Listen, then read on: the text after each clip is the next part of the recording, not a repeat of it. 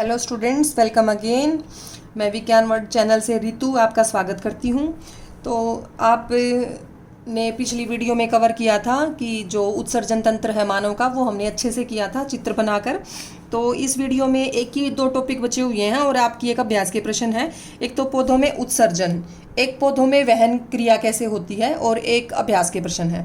तो पौधों में उत्सर्जन देखिए, बिल्कुल छोटा और आसान सा ये टॉपिक है। तो देखिए, जो पौधे हैं वो ऑक्सीजन उनमें प्रकाश संश्लेषण में निकलती है, तो ऑक्सीजन भी उनके लिए एक वर्ज्य पदार्थ है। तो ये वर्ज्य पदार्थ मैंने लिखे हुए हैं और इस रूप में वर्ज्य पदार्थ पौधे अपने शरीर से बाहर फेंक देते हैं। ठीक है, तो ऑक्सीजन पौधों के लिए एक वर्ज्य पदार्थ है जो कि प्रकाश संश्लेषण प्रक्रिया से वो निकाल देते हैं उसे। ठीक है, उत्सर्जन कर देते हैं ऑक्सीजन का। अब जो जल है ये भी इनके लिए वर्ज्य पदार्थ है, तो वाष्पोत्सर्जन की जो प्रक्रिया होती है उससे ये जल को निकाल देते हैं। वाष्पोत्सर्जन क्या होता है स्टूडेंट्स? वाष्पोत्सर्जन ऐसी प्रक्रिया है जिसमें दिन के समय पौधे वाष्पीकरण करते हैं, और जो उनमें स्टोमेटा मैंने आपको बताए थे, रंध्र जो बताए थे, रंध्र से गैसों का विनिमय हो जाता है। ठीक है, गैसों के विनिमय के साथ साथ उन रंध्रों से, रंध्र और वात रंध्र जो बताए थे, उनसे जल का भी वाष्पीकरण हो जाएगा। तो वाष्पोत्सर्जन इसलिए बोला उत्सर्जन है क्योंकि ये जल को एक वर्ज्य पदार्थ मान रहे हैं और वाष्पीकरण हो रहा है, तो दोनों को मिला दिया, वाष्पीकरण और उत्सर्जन को। वाष्पोत्सर्जन प्रक्रिया हो गई जिसमें पौधे क्या कर रहे हैं, जल को उत्सर्जित कर रहे हैं। ठीक है, फिर आ गए हैं पत्ते। कई बार आपने देखा होगा कि कुछ हरे रंग के पत्ते होते हैं पौधों में और कुछ पीले रंग के होते हैं। तो पीले रंग के जो पत्ते हैं वो गिरने होते हैं पौधे से, तो पौधा अपने जो वर्ज्य पदार्थ हैं, जो वेस्ट हैं, उनको उस पत्ते में भेज देगा जिस पत्ते को पौधे से गिरना होता है। तो इस तरीके से वो उत्सर्जन करते हैं पौधे। कुछ रिक्तिकाएं होती है, आपने कोशिका की संरचना 9वीं कक्षा में पढ़ी है, तो कोशिका में रिक्तिकाएं भी होती हैं। तो इस तरीके की रिक्तिकाओं में उनको बोलते हैं उत्सर्जन रिक्तिकाएं। ठीक है, उनमें वर्ज्य पदार्थ इकट्ठे हो जाते हैं, तो इस तरीके से पौधा क्या करता है, वेस्ट को अपना रिमूव करता है, निकाल देता है। फिर रेजिन व गोंद, कुछ पौधों में आपने देखा होगा गोंद बनती है, रेशे बनते हैं। तो जो ये हैं, ये दोनों भी, इनमें क्या इकट्ठा होता है, गोंद के रूप में और रेजिन के रूप में उनके वर्ज्य पदार्थ इकट्ठे होते हैं। किनके? पौधों के। ऐसे ही कई बार पौधे जो है मृदा में अपना उत्सर्जन करते हैं। तो ये था उत्सर्जन तंत्र पौधों में। कोई तंत्र नहीं बना होता अलग से, हमारी तरह किडनी या पूरा उत्सर्जन तंत्र नहीं है, सिर्फ वो अलग अलग तरीके अपना रहे हैं अपने अंदर से जो बेकार के पदार्थ हैं उनको शरीर से बाहर निकालने के। ओके, तो अब ये अगला सिस्टम हम करने जा रहे हैं, पौधों में वहन। तो वहन कैसे होता है? जैसे मैंने आपको बताया, मनुष्य में वहन के लिए पूरा वहन तंत्र बना होता है। ठीक है, रुधिर वाहिकाएं और हृदय देखो कितनी तेजी से रुधिर को फेंकता है शरीर के सभी अंगों तक। तो ऐसे ही पौधों में जो वहन है वो 2 प्रकार के उत्तक होते हैं, ये करते हैं, जाइलम और फ्लोएम। कौन कौन से उत्तक होते हैं? जाइलम और फ्लोएम, ये करते हैं पौधों में वहन की प्रक्रिया। तो जाइलम होता है जो खनिज, लवण और जल का वहन करता है, और फ्लोएम करता है भोजन का या अमीनो अम्ल होते हैं जिनसे मिलके प्रोटीन बनता है। ठीक है, तो भोजन और अमीनो अम्ल का वहन करता है फ्लोएम, जल और खनिज लवण का वहन करता है जाइलम। अब जो जाइलम, ये जल और खनिज लवण होते हैं, आपको पता ही होगा स्टूडेंट्स, जमीन में होते हैं, ये मिट्टी में होते हैं। तो नीचे से और ऊपर की ओर, पौधा ऊपर है, पत्तों तक, उसकी तने तक, हर जगह जरूरत होगी जल और खनिज लवण की। प्रकाश संश्लेषण में भी जल चाहिए और प्रकाश संश्लेषण पत्तों में होता है। तो हमेशा ये जो जल और खनिज लवण का जो वहन है पौधे में, वो एक ही दिशा में होता है, ऊपरी मुखी, ऊपर की तरफ, नीचे जमीन से और ऊपर की तरफ एक ही दिशा में ऊपरी मुखी होगा। लेकिन इसमें भोजन के केस में ऐसा नहीं है। यहाँ पे जो भोजन का वहन है वो दोनों दिशाओं में होता है। ठीक है, ऊपर से नीचे भी, नीचे से ऊपर भी। देखो कैसे भोजन जो है पत्तों में बनता है, और पत्तों के बाद कई बार जो बीज हैं उनमें इकट्ठा हो जाता है इसके रूप में, स्टार्च, मंड के रूप में। ठीक है, कई बार फ्रूट्स में इकट्ठा हो जाता है, फलों में, मंड के रूप में। तो फल मान लो ऊपर वाले हिस्से में है, बीज नीचे वाले हिस्से में है, तो बीज तक भी पत्तों से भोजन पहुंचाना होगा और फलों तक भी पहुंचाना होगा। तो पत्तों से ये ऊपर की दिशा में भी हो सकता है और नीचे की दिशा में भी हो सकता है, क्या? भोजन का वहन। ठीक है, तो इसको बोलते हैं दोनों दिशाओं में वहन हो रहा है, ऊपरी मुखी भी और अधोमुखी भी, ऊपर की तरफ भी और नीचे की तरफ भी। ठीक है, तो ये हो गया जाइलम और फ्लोएम। अब जो जल और खनिज लवण का वहन होता है वो किस तरीके से होता है? पानी का, जाइलम के अंदर से किस तरीके से होता है, उसके लिए 2 ये आपको दी गई हैं, 2 थ्योरी सी दी गई हैं। जिनको बोलते हैं, पहली का नाम है वाष्पोत्सर्जन कर्षण और दूसरी का नाम है जड़ दाब वाली थ्योरी है ये। तो वाष्पोत्सर्जन कर्षण, वाष्पोत्सर्जन मैंने बताया था यहाँ, वाष्पीकरण और उत्सर्जन। वाष्पीकरण जब होता है जल का, ठीक है, रंध्र और वातरंध्र से। कर्षण होता है एक बल, ठीक है। तो इसमें क्या है, दिन के समय जब पौधे वाष्पीकरण करते हैं, वाष्पोत्सर्जन करेंगे, तो उनकी पत्तों में जहाँ से वाष्पीकरण हुआ है, तने में, वहाँ पे पानी की एक कमी पैदा हो जाती है, क्योंकि सारा पानी तो वाष्प बन के वाष्पीकरण हो गया, उड़ गया। तो वहाँ पानी की जो कमी होगी, उस कमी से एक कर्षण बल पैदा होगा। कर्षण बल होता है खिंचाव वाला बल, एक खिंचाव पैदा होगा पानी का, कि जो पौधे हैं वो नीचे से ऊपर की ओर पानी को खींचेंगे। ये वाष्पोत्सर्जन के कारण खिंचाव पैदा होगा। तो दिन के समय होने वाला मुख्य प्रेरक बल है ये, ठीक है, क्योंकि दिन के समय ही वाष्पोत्सर्जन होता है। तो दिन के समय इस तरीके से पौधा जो है नीचे से ऊपर की ओर जल को खींचता है कर्षण से। ऐसे ही जड़ दाब वाला नियम है, इसमें क्या है, ये रात के समय ज़्यादातर होता है, क्योंकि रात के समय वाष्पोत्सर्जन तो होता नहीं। तो रात के समय पौधा नीचे से ऊपर की ओर जल को कैसे लेके जाएगा, भाई कोई खींचने वाला तो है नहीं, क्योंकि खींचने वाला कौन था, वाष्पोत्सर्जन, वो है नहीं।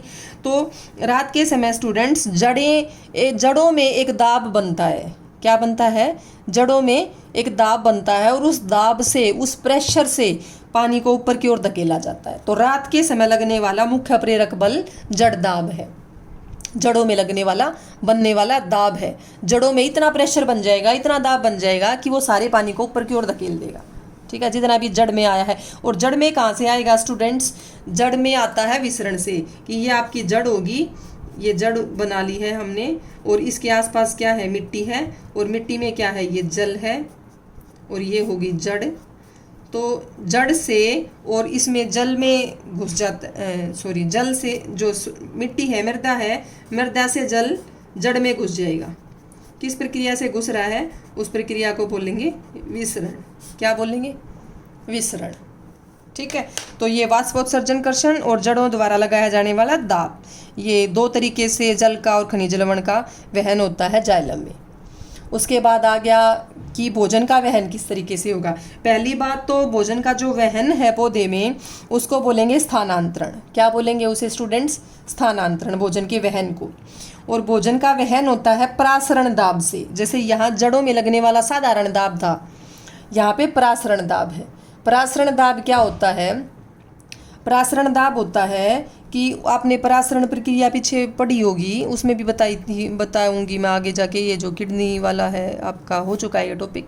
तो ये जो है अपोहन में भी परासरण दाब विधि का ये इस्तेमाल होता है।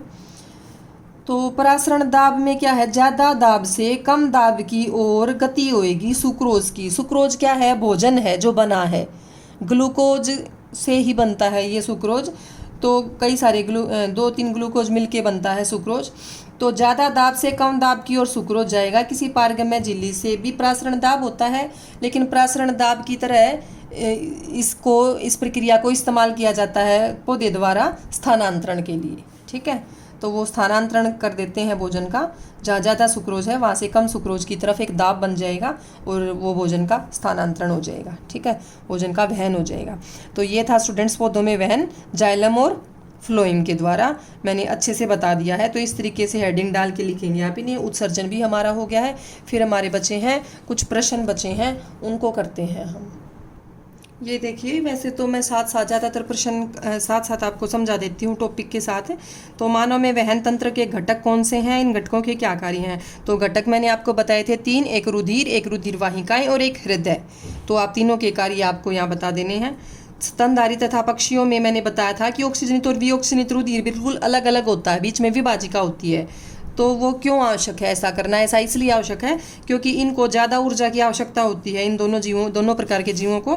तो ज़्यादा ऊर्जा की आवश्यकता तभी पूरी होगी जब श्वसन से ज़्यादा ऊर्जा निकलेगी, और ज़्यादा श्वसन से ऊर्जा तभी निकलेगी जब उनके पास पर्याप्त मात्रा में ऑक्सीजन पहुँचेगी। और ऐसा तभी होगा जब ऑक्सीजनित और विऑक्सीजनित रुधिर अलग अलग रहेंगे हृदय के अंदर।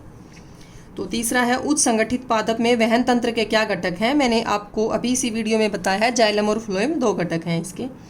बता सकते हैं आप जाइलम और फ्लोएम का क्या कार्य है। पादप में जल और खनिज लवण का वहन कैसे होता है, वही फिर से आ गया। जल का कैसे होता है और खनिज लवण का, जल और खनिज लवण का दोनों का कैसे होता है, जाइलम के द्वारा। और 2 मैंने जो थ्योरी बताई थी आपको, ये एक तो वाष्पोत्सर्जन कर्षण और एक जड़ दाब वाला नियम, दोनों को आप बता देंगे इसमें। और भोजन का स्थानांतरण कैसे होता है उसके बारे में भी जो मैंने परासरण दाब वाला नियम बताया था तो वो आप एक्सप्लेन कर देंगे यहाँ पे। तो ये थे वहन वाले जो कुछ इनबॉक्स क्वेश्चंस दिए हुए हैं आपके पाठ्य पुस्तिका के।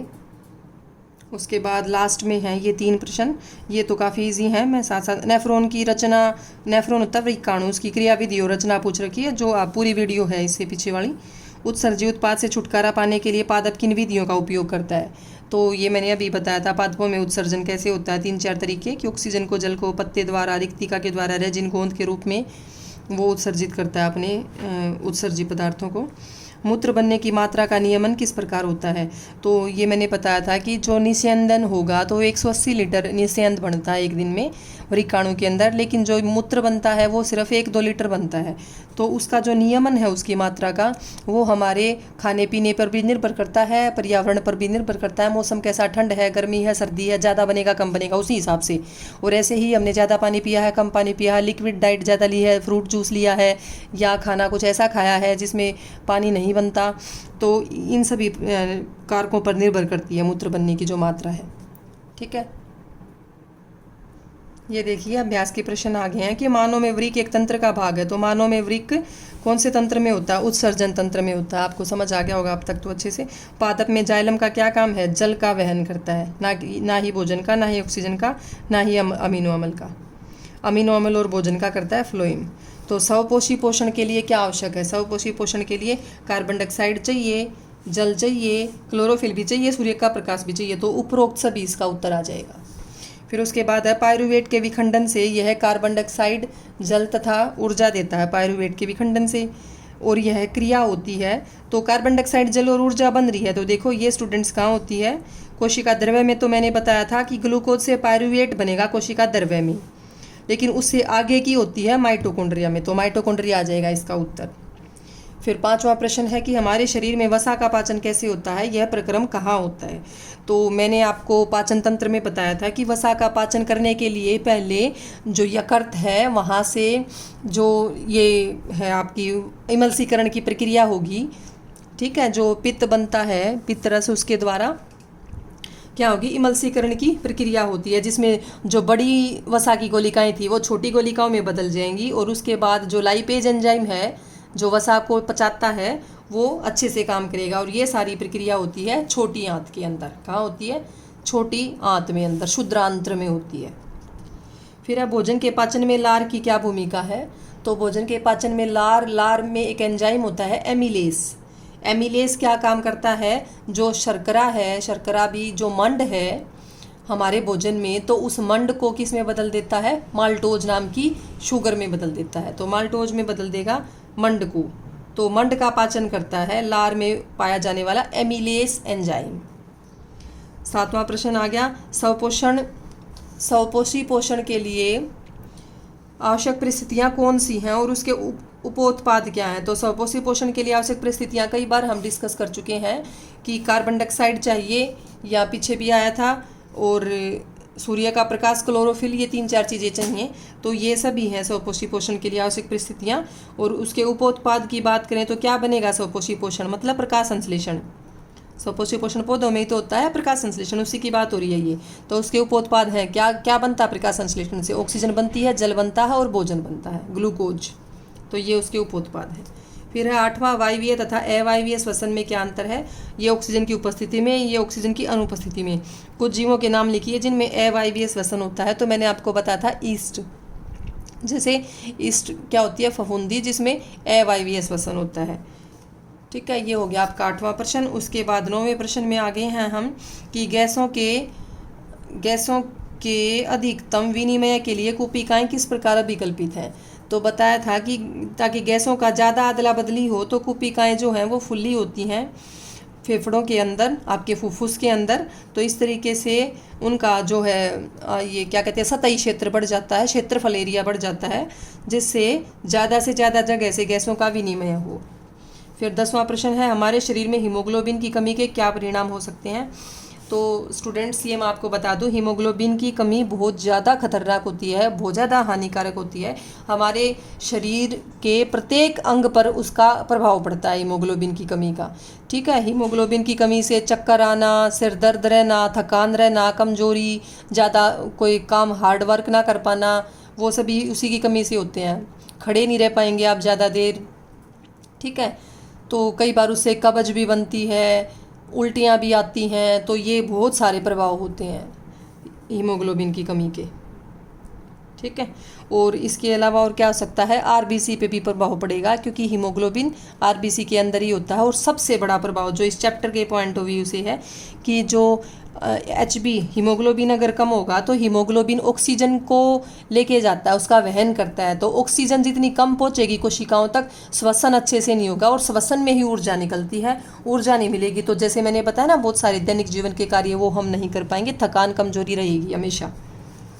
फिर है 11वां, मनुष्य में दोहरा परिसंचरण की व्याख्या कीजिए, यह क्यों आवश्यक है। ये मैं अच्छे से बता चुकी हूँ वीडियो में, आप उस वीडियो को दोबारा देख लीजिएगा। दोहरा परिसंचरण और हृदय की संरचना वाला जो है। जाइलम तथा फ्लोएम में पदार्थों के वहन में क्या अंतर है, ये भी अच्छे से डिस्कस हुआ है, आज ही डिस्कस हुआ है इसी वीडियो में। पदार्थों का वहन कैसे कैसे होता है वो आप बता देंगे। अगला है, फुफ्फुस में कुपिकाएँ हैं और वृक्क में वृक्काणु है। दोनों की संरचना बनानी है आपको और दोनों की क्रियाविधि की तुलना करनी है कि कुपिकाओं का क्या कार्य है और वृक्काणु का क्या कार्य है। वृक्काणु का काम है मूत्र को बनाना और कुपिकाओं का काम है गैसों का विनिमय। फुफ्फुस के अंदर होती हैं और वृक्काणु वृक्क के अंदर होते हैं। तो पूरी संरचना बना के आपको इनकी तुलना करनी है। ठीक है, तो स्टूडेंट्स ये था आपका चैप्टर 6, कौन सा, जैव प्रक्रम। तो जैव प्रक्रम चैप्टर काफ़ी इंपॉर्टेंट है, ये हमने कंप्लीट कर लिया है। तो इसमें काफ़ी चित्र आते हैं, काफ़ी डायग्राम्स आते हैं। तो स्टूडेंट्स अगर आप अच्छे से इन डायग्राम्स को, चित्रों को बनाना सीख जाएंगे तो आपको बहुत इस चैप्टर में अंक लेना बहुत आसान हो जाएगा आपके लिए, ज़्यादा से ज़्यादा अंक ले पाना। क्योंकि चित्र आप बना देते हैं तो उसकी कार्यविधि थोड़ी बहुत अगर रह भी जाती है तो फिर भी ज़्यादातर टीचर आपको मार्क्स दे देते हैं। तो स्टूडेंट्स अगर आपको मेरा ये चैप्टर पसंद आया है और अगर आपने मेरी वीडियो पहली बार देखी है तो सबसे पहले सब्सक्राइब करें, लाइक करें, वीडियो को शेयर करें अपने फ्रेंड्स के साथ। मिलते हैं अगली वीडियो में।